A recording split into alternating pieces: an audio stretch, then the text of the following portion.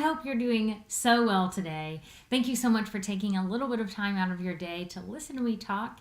And I wanted to talk to you today about how appearances can be so deceiving. This was eye-opening to me after my recent launch of Intentional Instagram.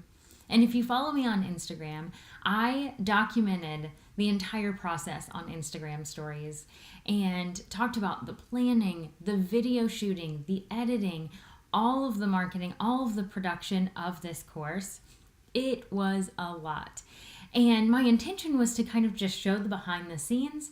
And one of my dear, sweet friends who sees me on a personal basis every single week, if not multiple times a week, said, "Amanda, how does it come so easy to you? I don't understand how it's so easy."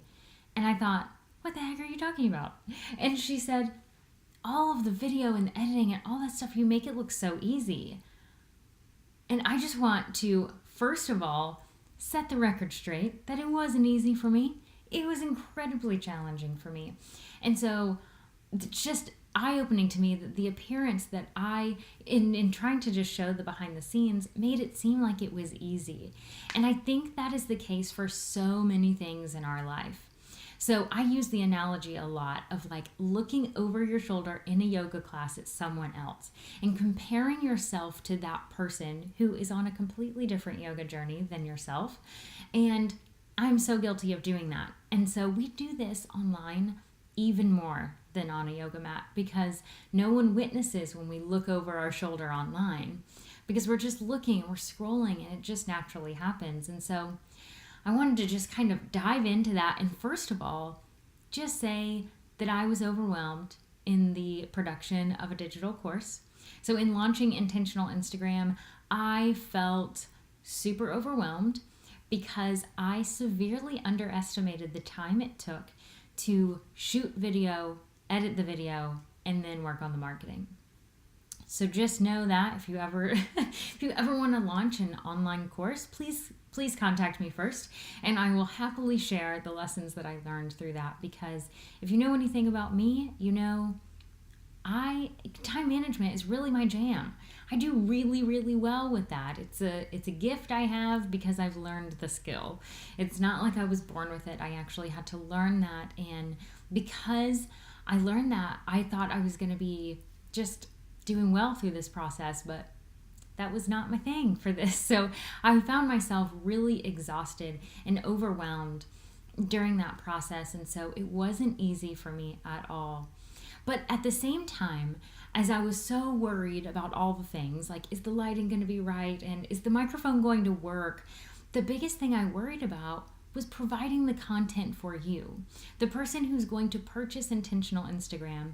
And my mind just kept going and said, who are you to create this content? Because I'm looking over my shoulder at the other marketing coaches for yoga teachers. I'm not the only one.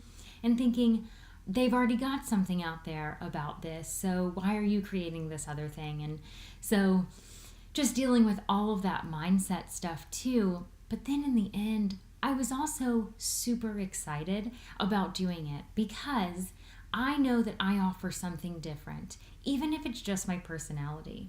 I do think that there's a knowledge difference with each person because we all go through different scenarios and different situations and learn from them in a different way. But even if it's only my personality, we deliver the same content, but it's only my personality that's different, someone is going to resonate with that more than others. So I just held on to that. And then I was super, super proud at the end because I did do a lot of work with it. So I was really, really proud. But all of those feelings weren't even conveyed on my Instagram account when I was doing that. So the eyes were open for that. And then it just made me think about how we compare ourselves so often.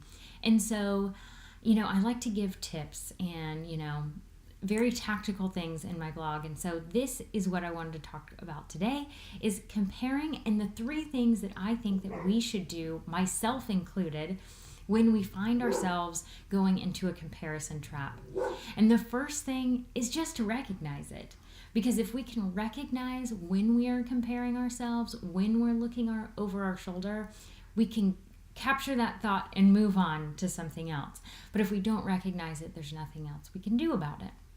So after you recognize it, is just reviewing it. So once you've got that thought in your head and you're thinking, why am I looking over my shoulder at this person?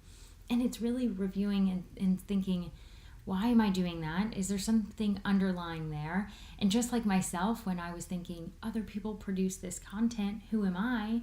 It made me think, I do have something to share, and I do have a way in which of presenting, even if it's the same information, that's going to resonate with someone else, and eventually that will reach that person and they will be impacted and their business is impacted. And that's what really matters to me, is that your yoga business propels beyond your wildest dreams, and I want that for you. So I have to produce the content so that you can get there. And then the third thing is just to release that thought. It's just like when you're on your yoga mat and you recognize you're looking over the shoulder and you bring your eyes back and you look inward and you're looking inward at yourself and having your own yoga journey. Do the same thing on social media. Unfollow someone if that's what you have to do. Whatever it is, to not compare yourself is just to release that thought. So I know this blog was a little bit different and it's not technically a marketing tactic, but because marketing has so much deeply rooted into comparing, because it's really easy to go down that trap, I wanted to make sure that I shared this information with you. So I hope this has landed well for you today, and I look forward to talking to you next time. Until then, see you later.